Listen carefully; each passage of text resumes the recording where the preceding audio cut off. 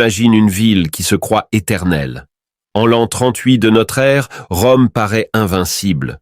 Les légions défilent, les forums bourdonnent, les sénateurs pérorent sous des colonnades de marbre qui semblent avoir toujours été là. L'Empire étire sa carte de la Bretagne à la Mésopotamie, ses frontières tiennent, ses richesses coulent comme un sang chaud dans un corps en pleine santé. Aux yeux du monde, Rome est la preuve que la civilisation peut se changer en pierre. Pourtant, derrière les portes du Palatin, quelque chose se met à pourrir de l'intérieur. Ce printemps-là, une adolescente de 15 ans franchit le seuil du palais.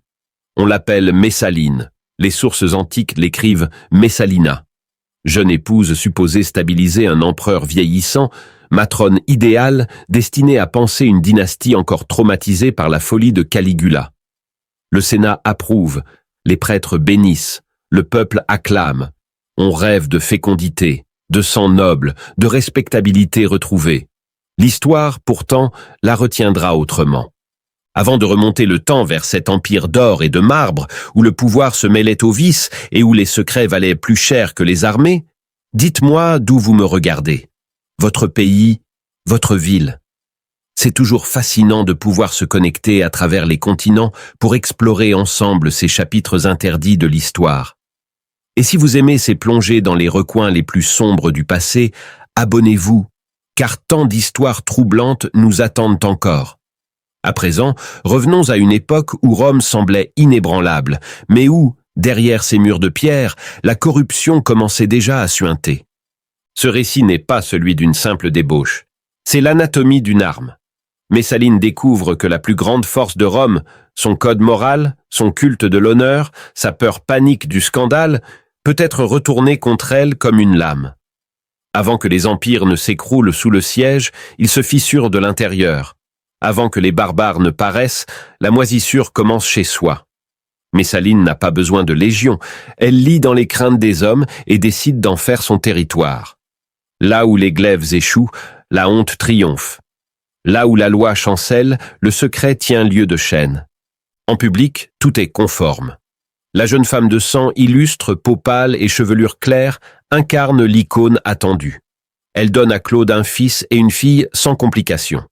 Aux cérémonies d'État, son maintien est impeccable, ses gestes réglés par le rituel. Aux yeux d'une cité obsédée par la vertu des matrones, elle est la perfection, l'épouse idéale, l'ombre qui rassure le pouvoir. Et si la perfection n'était qu'un masque? Les premières rumeurs ne naissent pas au Sénat mais dans les ténèbres de la Subure, dans les mansardes des Insulae, dans les cuisines des grandes maisons, jusque dans les casernes où le vin délie des langues muettes le jour. Le murmure se faufile comme l'eau dans une fissure. On dit que l'impératrice s'éclipse la nuit, non pour un amant caché ni pour une prière secrète, mais pour disparaître dans une autre vie. On la jurerait passer par le quartier des lupanards, visage barbouillé de fards grossiers, offerte contre monnaie sonnante dans les mêmes lieux que les élites fréquentent sans jamais les nommer. Aucune faveur, aucun privilège, elle rivaliserait avec les professionnels de la Subure. Ceux qui la reconnaissent hésitent entre le silence et leur propre ruine. Ce n'est ni misère, ni folie, ni geste désespéré. C'est une exploration froide de l'interdit, une chasse méthodique. Née au sommet, épouse d'un empereur, comblée d'accès et de plaisirs possibles, elle choisit ce que Rome lui refuse. Le jour, on sanctifie sa chasteté. La nuit, elle la brise avec d'autant plus d'ivresse. Elle vient de mettre le doigt sur le cœur de son système, le pouvoir érotique de la contradiction. L'ivresse ne vient pas des actes, mais de l'audace. Serrer de main la main d'un sénateur qui, ce soir, ne sait pas qu'il l'a croisé. Tromper tout le monde et s'enivrer de cette avance sur tous. Le bordel devient répétition générale, le palais, sa scène. Au début des années 40, la cour de Claude se transforme en théâtre étouffant. Les banquets ne célèbrent plus les victoires ni les décrets. Ils mettent en scène la hiérarchie renversée. Les lits de banquets sont gainés de soie. Le vin coule en fleuve importé à prix d'or. Les plateaux ruissellent de loire rôtie et de figues au miel, de fruits lointains arrachés aux provinces. Mais le vrai spectacle, c'est l'humain. On convoque les sénateurs sous prétexte d'honneur ou de fêtes sacrées, et ils découvrent trop tard qu'on les attend dans des salles où leurs peurs sont déjà répertoriées. L'impératrice a fait ses devoirs. Amour caché, dette, rivalité, inclinations inavouables. Des généraux sont dépouillés, non de leur cuirasse, mais de leur prestige, devant des adversaires qui recueillent chaque murmure. Des filles nobles disparaissent quelques jours et reviennent le regard fuyant. Des femmes aristocratiques se retrouvent forcées à l'indicible, liées entre elles par une honte plus solide que des verrous. Des jeunes gens des meilleures familles s'égarent dans des scènes d'où l'on ne sort pas indemne. Refuser, c'est périr. Accepter, c'est porter à vie l'empreinte du secret.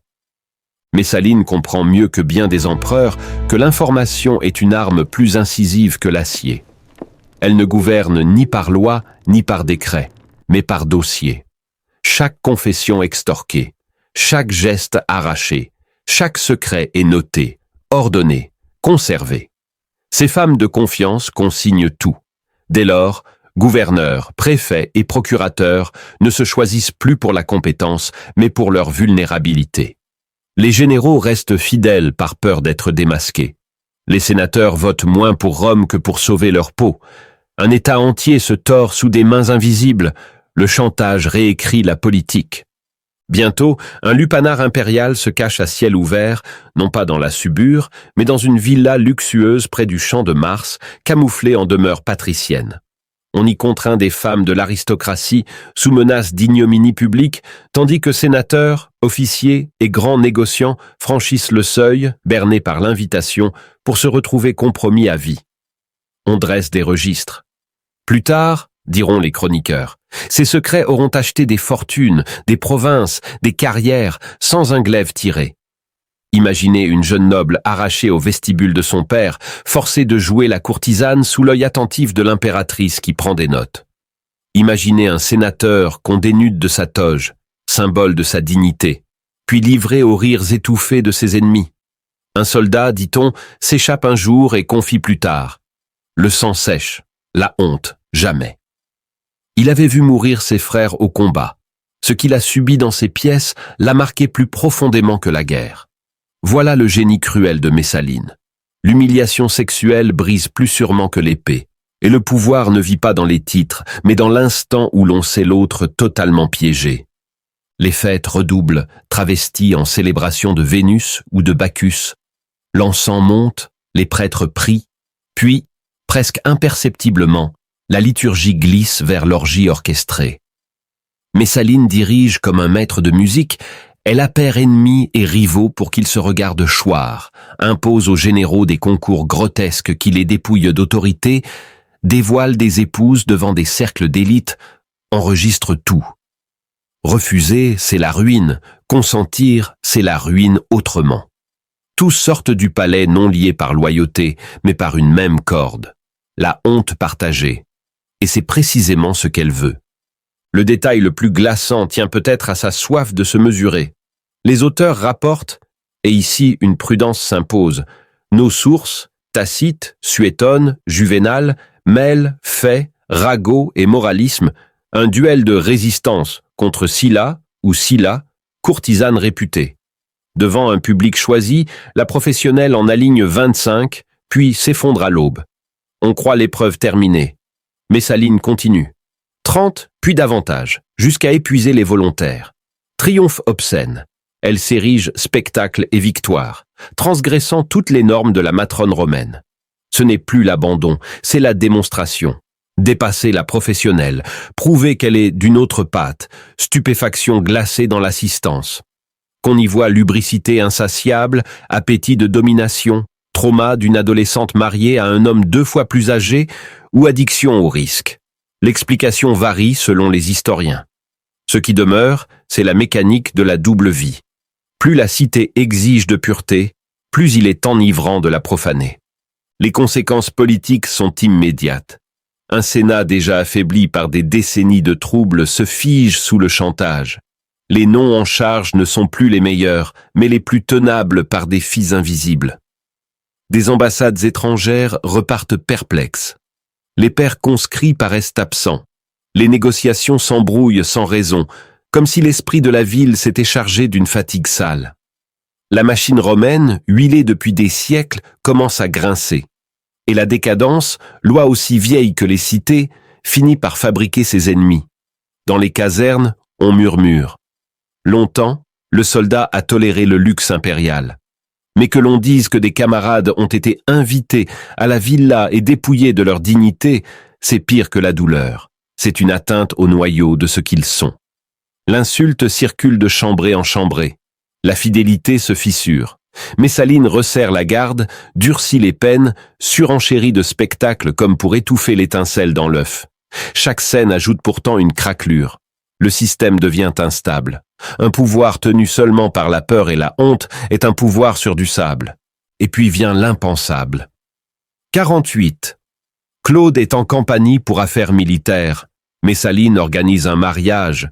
Pas une étreinte clandestine, pas une promesse à mi-voix, mais une noce romaine en plein jour, prêtre, témoin, contrat, hospice, tout. Elle épouse Caius Silius, jeune sénateur et amant, alors qu'elle est toujours l'épouse impériale. Ce n'est pas un scandale, c'est une révolte à visage découvert. A-t-elle cru Claude trop faible? Le Sénat, trop compromis pour bouger? Ou bien son addiction à l'escalade l'a-t-elle mené là, incapable de freiner?